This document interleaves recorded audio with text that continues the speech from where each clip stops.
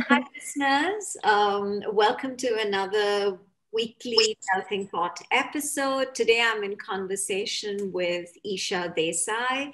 Esha is in Australia in Sydney, as a matter of fact, and she is the author of a book called Hot Cuppa Fiction. Thank you for joining me today, Esha. Thank you for inviting me. Thank you. So, Isha, what's your story? How long have you been in Australia? When did you move to Sydney? And just a little background on you. What were your growing up your days like? Which part of India, if at all you grew up in India, which part of India did you grow up in? And so, a little bit of your background before we start talking about you being an author. Sure. I actually was born in a city called Surat in India. And then I didn't live there for very long, a few years, 6 to 8 years. And then I moved to this little town called Panchgani. Oh, nice. Yeah. Were And you in boarding school there? I was for a few years. So I studied in day school and boarding. But while I was in day school, that's when the whole magic started happening basically, because for me that town was just like a little fairy tale town of sorts, because you could just get up and go anywhere and you'd just find nature, you'd find hills and little streams and stuff. That's where basically that's where I started reading a lot also. And yeah, and then my school has had a major part in um, sort of grooming me to start appreciating good authors, writers, because we had a lot of we had a lot of authors like Liam O'Flaherty and all their stories that we read through school. So, and then I moved to Pune for my college. I studied pharmacy there, bachelor's in pharmacy. Okay. And yeah, and then I did my master's in international business from Monash University in Melbourne. And then I moved to Mumbai for a bit. I was in Pune for a few years, and then I moved to Sydney only in 2017. Yeah, Oh, 2000. So that's quite recent then. Yeah. yeah, pretty recent. But so it's interesting that you had a passion for reading and literature from such a young age. Did you not want to follow that through in terms of education? How is it that you did something absolutely so different from literature? Uh, Actually, that is a very good question and a valid one. So I, I think that I wasn't mature enough to realize that it was more than a hobby, because for me, I just liked stories. And then I thought to myself, would I be able to make a career out of this? Because that's what conditioning makes you believe, that um, something of that sort would just be a hobby, but then for a living you do uh, more than that. More And concrete.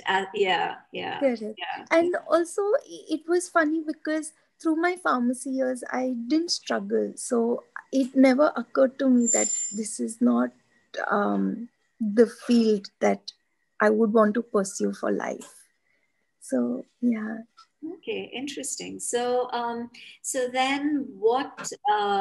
So, other than reading, you did not different kinds of literature. You did not really have any formal education as such No. in the written words or in in the understanding of what you were reading. It was just purely a hobby. Totally, yeah. Yeah. Actually, it's funny because it wasn't just the English literature, but even the Hindi literature that had such a major impact on me, especially Premchand. Um, it's just, I don't know what it is um, about the way a human being can tell you a story, in the sense that when the author is writing, it's more than just them portraying a character. It's about them. You almost get a peek into their lives, and I feel like I was more curious about the authors and their lives as well. That's, So yeah, yeah. So uh, you must have done a lot of research then on the authors. So what is the different genre of literature that you grew up reading? What is it that I know you've just mentioned that you were really fascinated with the authors, and Premchand had quite an impact on you. But other than that, what are the different genres that you really got fascinated with and wanted to read more and more and know more about? Uh, so for me, actually, mystery is a big genre that I'm very interested in. So, by mystery, I basically read Edgar Allan Poe at a very young age, maybe about 10, Wow. around that age. Yeah, i yeah, i kind of I kind of took my own, when I read his first story, the cask of Amantadillo, if I'm pronouncing it right. And that I still remember when I first read it, it had a very different impact on me. I took away from it something very different.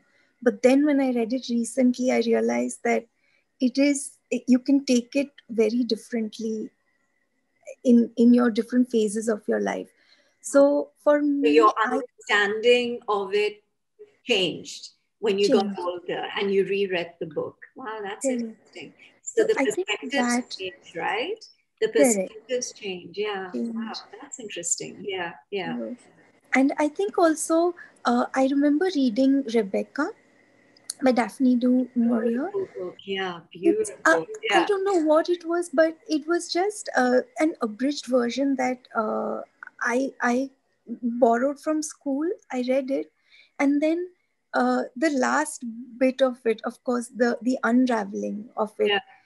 was so much deeper than it should have been.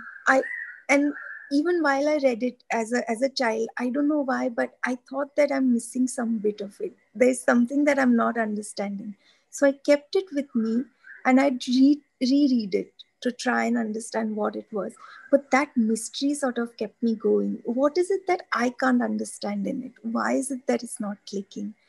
I think that's what got me interested in mystery. Yeah, and these classics, I think it's very hard to replicate now, because those authors and writers had sentiments that, and the world that they lived in was so different from the world that we live in today. Absolutely. What do you feel about, there's always this debate on classics being made into films, or now, of course, it's TV series as well. And so, not just classics, but generally novels that get made into um, visually, like I said, TV or films.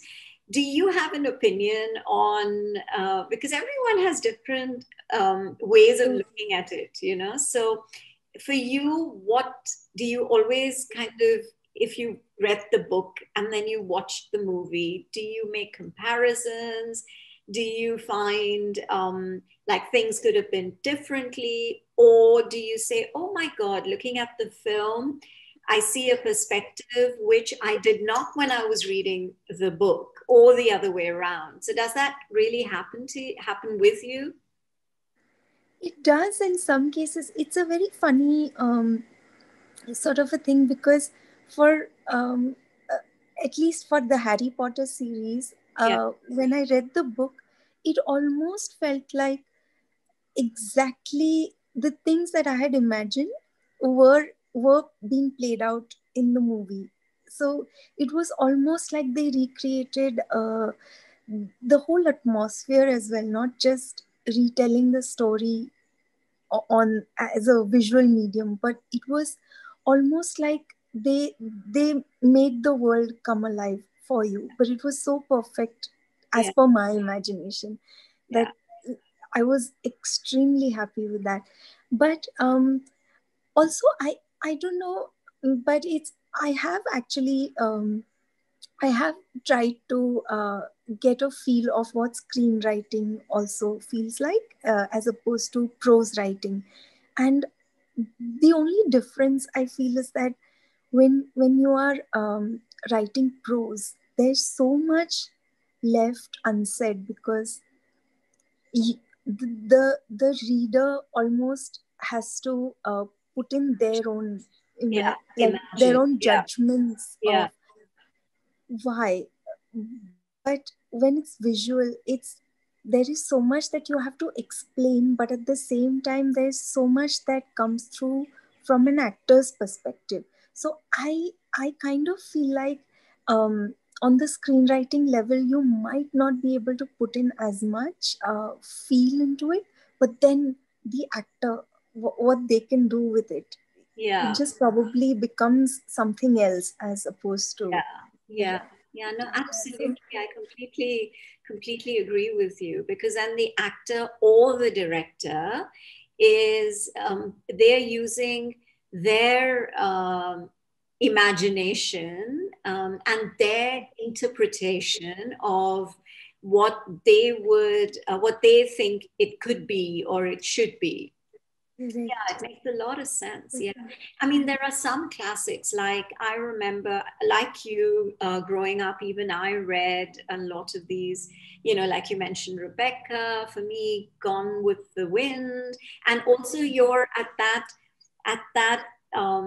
age where, the romance of it, all of Oh, that yeah. also Absolutely. adds, right? So, Totally. so so then I remember reading Dr. Zhivago, Gone with the Wind, Hmm. um, Rebecca, as you mentioned, and some books that my mom recommended to me, Mhm. and and then when I saw the films, the impact was very, very different, and Oh, that okay. kind of that used to surprise me.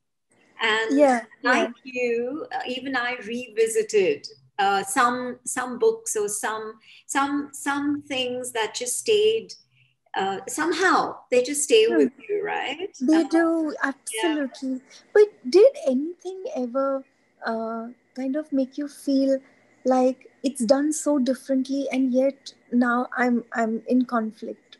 Like Yes. it's yeah, because Yeah. it was so good both ways. Yeah, Yeah, yeah, yeah, yeah, yeah, absolutely, yeah. And I think there you give credit to both the author and also whoever's managed to kind of transform the book onto the big screen. So I think absolutely. credit, I mean, obviously more credit to the author, because it's originally his or her interpretation, right?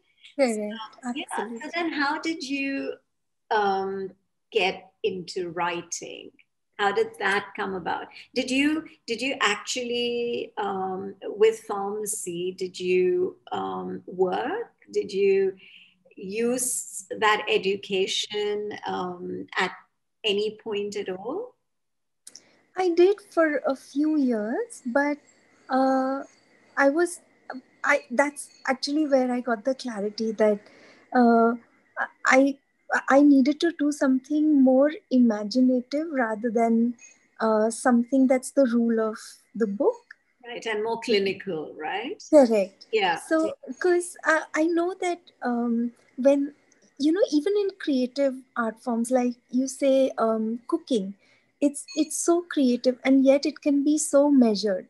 Uh, but for me, that measure kind of makes me feel restrictive. So that's where I got the clarity that um, if I have to be restricted by rules, then I might not be happy. Yeah. Yeah, Yeah. yeah. Yeah. So then that's where I guess your love for reading finally.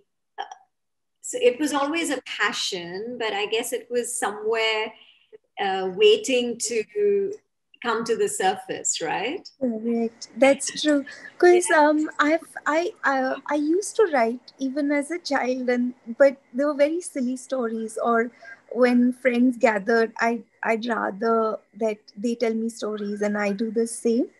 And that's where it kind of started. But I don't know why I always felt like it wasn't worth someone else seeing it. But as I matured, I realized that it doesn't matter whether someone else sees it or doesn't see it, whether they have an opinion of it or not, as long as those who will enjoy it feel a connect to it. Connect. Yeah. Yeah. Yeah, Yeah. yeah. So then that's when you started putting your thoughts down, meaning in a more On concrete way paper, that's on true. paper. Yeah, Yeah. yeah, yeah. So is Hot Cuppa Fiction your first book? Yes, yeah. Okay, so when was it published? How long was the process from, the first word to it actually getting published? How long did that take? Actually, that's it was interesting because when I first moved to Sydney, that was when I didn't know what sort of a job I was going to look for and stuff, and I was just kind of taking it a little easy. And I went on WordPress and just read a few brilliant writers, and they just I just saw them write their heart out. That's it.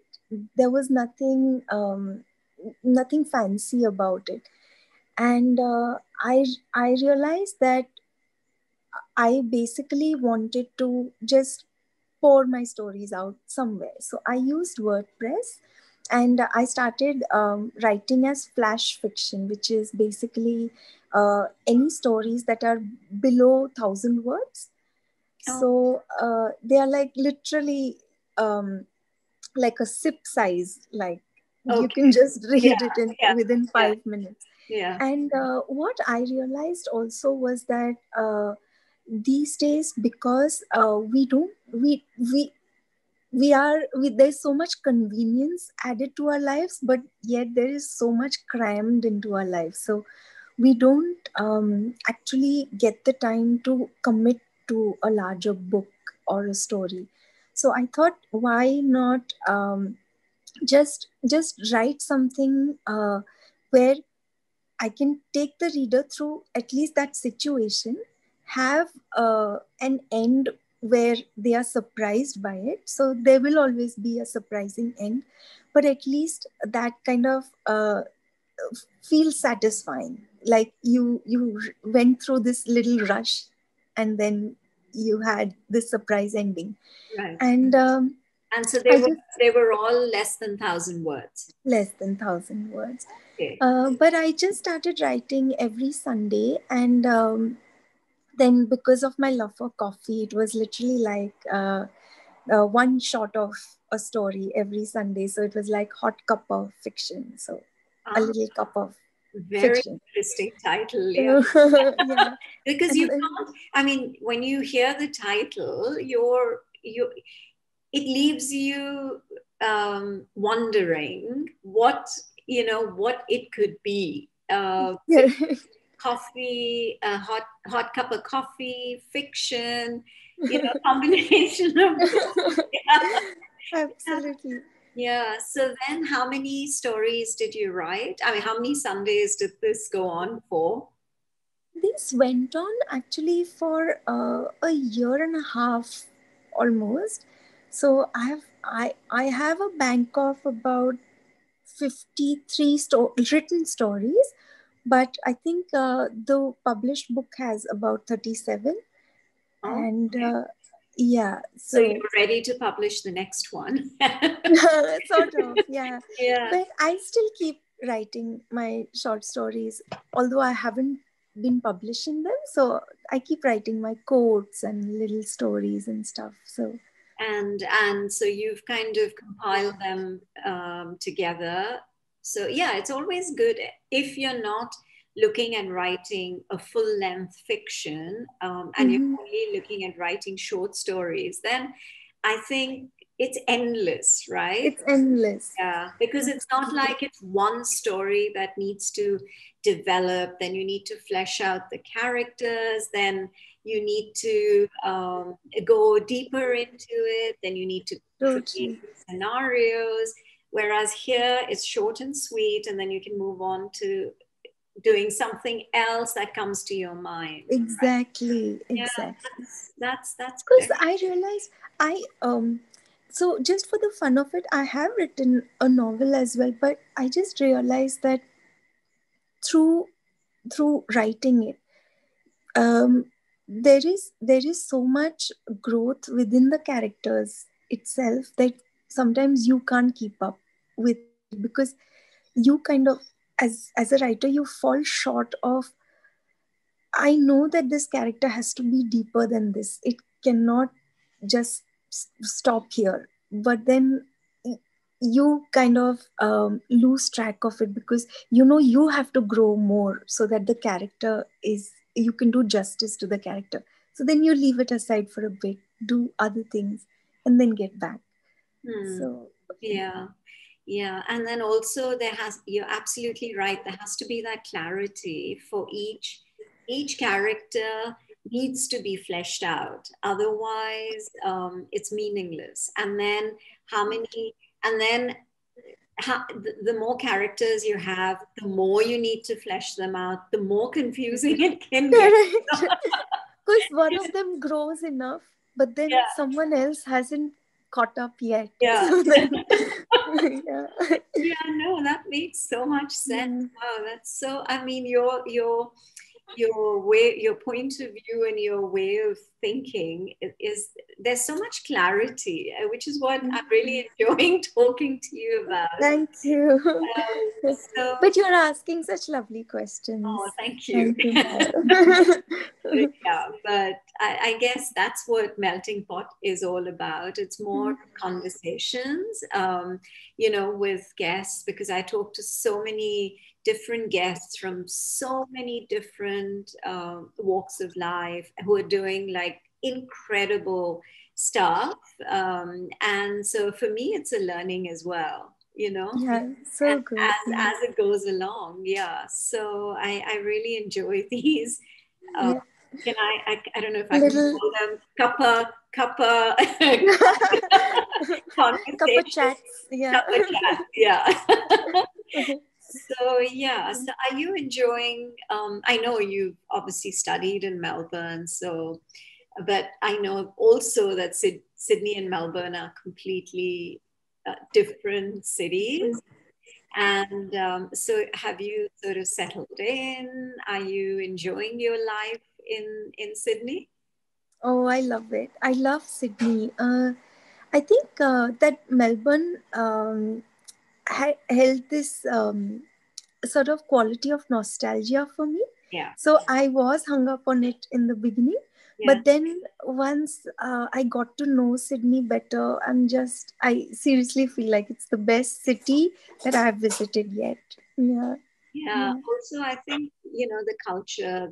I mean, there's a lot of you need to be in a city which offers different things for you to discover. True. Yeah, True. I mean, I Yes. can understand that I mean, I've been to both, right? Melbourne's more, it's more, the food is great, and Lovely. it's so it's got a different aspect to, Quality. Yeah. and different quality to it as compared to, Absolutely. yeah, Sydney. Absolutely. There's a lot of exploring to do. There's a lot of, if you live around the city, there's a lot of walking to do. You have a beautiful, you have museums as well. Mm. And I've actually been talking to a few people from some of my guests from Australia, Sydney and Melbourne, Oh, nice. are in the art space. And Nice. yeah, and one of my guests, I think she's in Melbourne, I can't remember now. And she was talking about how they're trying to encourage local artists to, Okay. and they're building a community. So which is quite interesting to it. I really learned a lot from that conversation as well. Oh, So lovely. what are plans? Have you thought of? You are in the process of publishing a second book. Uh, as of now, actually, I'm working as an accounts payable officer at, yeah, at this Oh, okay. insurance company. So with whatever time I get, I try to write more. But yeah, in the sometime in the near future, I will probably publish another book. Yeah, and you've Mm. got a bank of stories, so you can very. Yeah. So, did your first book, was it self-published or did you? Yes. It was It's self-published. self-published. Yeah. Okay, and where is it available? Is it available on On Amazon? Amazon. Yeah. Okay, Yeah. okay, and both the Kindle version as well as The the print. paperback. Ah, Yeah. okay, nice, Yeah. nice. Yeah. So, do you like? Are you getting good feedback? Are people buying your book? Which part of the world have you had the maximum number of people who've actually bought your book, whichever, whether Kindle or paperback? So as of now, I haven't I haven't marketed it at all. So whatever whoever visits my Instagram page and stuff, those are the people who actually end up buying a lot of it. Because I initially had a lot of readership through WordPress itself, and that's where I get suggestions to publish. So I went ahead and published it in that sense, but I hadn't planned anything um, for it. So I actually genuinely haven't gone in to look at where uh, where it's been selling or any of that sort, at Right. least as of now. So So yeah. is it hard to self-publish? uh, it's a pretty, it's not a very hard process to actually publish it. But I guess the marketing aspect would be difficult if you wanted to get into it. Yeah. So, but Okay. that's again my perspective. I think because sometimes I feel like if you look at marketing as something that you as a job to be done, then it gets difficult, like I do. But if someone is actually very just flows with it, it Yeah. comes more naturally, then it would be a, yeah. Yeah, yeah. Yeah. I think it's a whole new, I mean, to write a book, and I think it's true of anything creative. If you're an artist or you write a book or you have written a script for a film, or you've made a short film, I think that's the creativity in you. But when you have to take it to the next level, Yeah. which is marketing, it's an absolute, it's you have to be so pushy, and Absolutely. Yeah. you need to have, okay, one, maybe you need, if you have a marketing background in terms of education and you very specifically studied that, that's one. And two, if you haven't, then Oh it, God. yeah, you really have to be shameless and you have to just push and push. I think you need a Absolutely. personality for that. You need a personality, because I feel like sometimes it's counterproductive for me at least. So yeah, No, but I yeah. think your Instagram clearly is working for you, because my team found you through Instagram. So yeah, so you're Yeah, that's definitely the doing reason. something right. Yeah. Yeah. But Yeah, that's one space where I feel like if you take the liberty to be yourself, you can be. I mean, it's an easy platform to be yourself if you're not under that pressure. yeah, So that kind of I find it more easy to be there. yeah. Because Yeah. also you're not, you're there, you're not, I don't know how to put it. You're not physically, you're not actually walking into an office, or you're not, there's no person to person physical Correct. communication. It's all Correct. done virtually. And as an author, I guess that's your space, right? So, Correct. So true. yeah, So true. yeah, it makes a lot of sense. Yeah. Yeah. I mean, obviously, I did read about your family connection, but I told myself that I'm not going to, because I think this conversation's about you and not,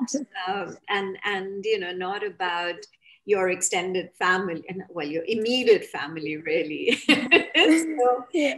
I'm not going to bring up your sister, right? And her being an actress and all of that, because I think what you're doing is just so interesting, and your journey. I mean, I understand that you're now, it's not something that you're doing full time, but the fact that you've grown and allowed yourself to from it being a passion for reading to actually writing to then self-publishing. I think it's a huge milestone, and Thank you. all credit to you for that. And Thank you. I'm really looking forward to the next lot of your your stories Yeah, to be printed. absolutely. And I think we leave a little mystery about what I'm assuming it's mystery because that's what you enjoy writing, right? Yeah. It's basically just going to be short stories again, but this time with a little more than just because for me mystery could be thrillers as well, but this is more not supernatural, but there has to be this how do I say, something that's untapped within you, Oh, so this sort of element of an element of of yeah of of an interpretation that you could have in any way, like that sort of but you should thing. be doing this full time, Isha. Seriously. Yeah, maybe the next time I have a conversation with you, Yeah. you're going to say, "Well, I listened to you, Payal, and I decided to Hopefully, fingers yeah to crossed. be a Yeah. writer full time." And I'm sure it's going to be. I like what I'm hearing is this genuine love for writing. I guess it's just the stories. Yeah, whatever Just it yeah. is, whatever it is, if it's just stories or you never know. I mean, just stories could then move on to something else. But Absolutely. uh, Actually, Pal, I was just, this master class on that's available on online for, and there are these celebrated authors or people from different walks. yeah, They actually give master classes there just to sort of walk you through their process. Or yeah, so I was just hearing Salman Rushdie the other day, and if you hear him, you you genuinely realize that formal education, it might be it might help you, it'll polish your skills for sure, and it is helpful, but more than that, it, it's just his observation of life, his observation of characters, and then to put them in absurd situations and then see how they react. It's just mad. It is mad. I agree. Yeah, right. I have read a lot of Salman Rushdie, and and you're absolutely right that the way he, all his characters have, there's something so, and his writing is so unique. Absolutely. And it sort of identifies with him. So even if you read something and you don't know who the author is, you will know that it's Salman Rushdie. Yeah, totally. I think that's the beauty of it. I guess to just throw yourself into it and then see what comes out of it. Because it's a surprise for you as well. It's not just So I guess Wow, interesting. And it must be so. I mean, you must be enjoying your process as well so much because it is creative if you think about it. Absolutely. And you know, I mean, I do voiceovers professionally. I've been doing that for several years. But even I mean, you studied pharmacy. I was in the corporate world. I was in the travel industry. I worked with a few airlines in marketing. Like you, I like that interface. I mean, I am a people's person. And then I decided to move away and do voiceovers. And then, so I've been doing voiceovers for several years. And then, so again, being creative has always been something that, that was my calling, I guess. And then when I started to become a podcaster, again, I didn't know anything about the industry. I used to listen to podcasts, and I said, no, I'd like to extend what I do into and try and make a connect, with the fact that I love meeting new people. Plus, I am able to use my voice. Plus, I am in an industry which is now booming. So just a combination of all three, and then and I'm so grateful that I have met now virtually, but before the pandemic, I was actually, I would have probably been in Australia and Sydney talking to you. So that's what I've been doing. But then for a year now, I do these virtual meets, but it's incredible because I've heard so many stories, and people somehow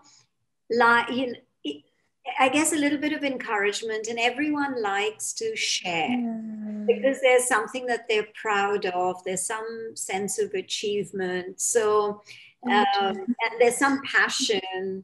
And a lot of my listeners, again, people who may want to be authors, or who may want to be in film, or who may want to be entrepreneurs, or who may want to be in health, or it could be, it covers so many different genres, which is why I call it the melting pot. It's an apt name, so apt.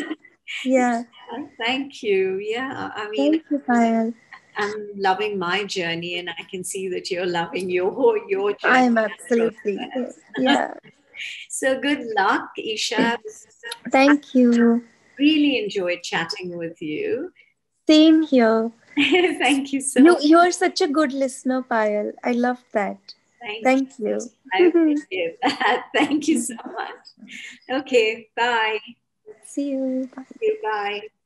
For more weekly conversations, do listen to Melting Pot on Spotify, Apple, and Google Podcasts. Follow us on YouTube and on Instagram at Podcast Melting Pot.